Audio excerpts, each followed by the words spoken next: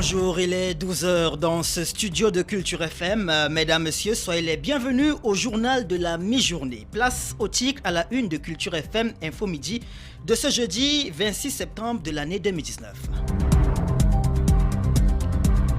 Nous avons commencé ce mois par la thématique de l'éducation. Nous l'achèverons justement en s'interrogeant sur l'impact des réseaux sociaux et de l'Internet dans l'éducation des enfants, jeunes et élèves.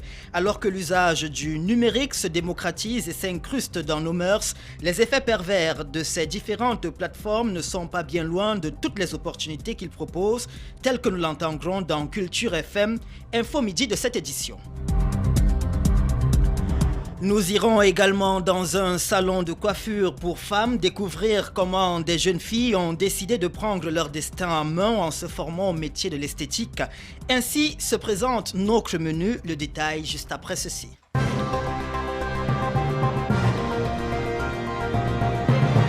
Mesdames, Messieurs, bonjour. C'est un honneur de vous savoir à l'écoute de notre fréquence 99.8, la radio c'est Culture FM.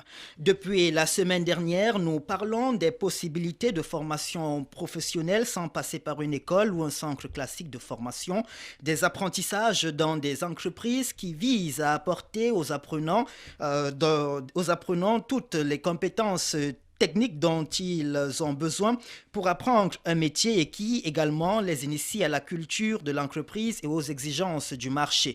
Ce mode d'apprentissage, plus connu chez les anglo-saxons sous le concept « learning by doing », est certes peu promu dans notre pays. Pourtant, les résultats sont plus que satisfaisants. Exemple des métiers de la coiffure pour femmes dans ce reportage signé Rachel Marlis Mbagbisek. Nombreux sont ces jeunes qui, par manque d'encadrement et ou de moyens financiers pour poursuivre leurs études, se replient vers un apprentissage dans des domaines comme la restauration, la coiffure, le secrétariat bureautique, la couture et bien d'autres afin de subvenir à leurs besoins personnels. Prenons par exemple le cas de Thérèse Rostel qui, après avoir eu un parcours pas très fameux sur les bancs scolaires, a décidé de se reconvertir à l'apprentissage de la coiffure et des tresses dans un institut de beauté situé dans le centre-ville commercial, plus précisément au marché A de la ville de Zeka. J'ai choisi de faire la coiffure parce que la coiffure a toujours été un truc que j'ai toujours aimé. J'ai commencé à apprendre à tresser sur les herbes, les poupées. J'ai toujours aimé faire la coiffure. Donc c'est le pourquoi je suis venue au salon de Betty Masso pour qu'elle m'apprenne à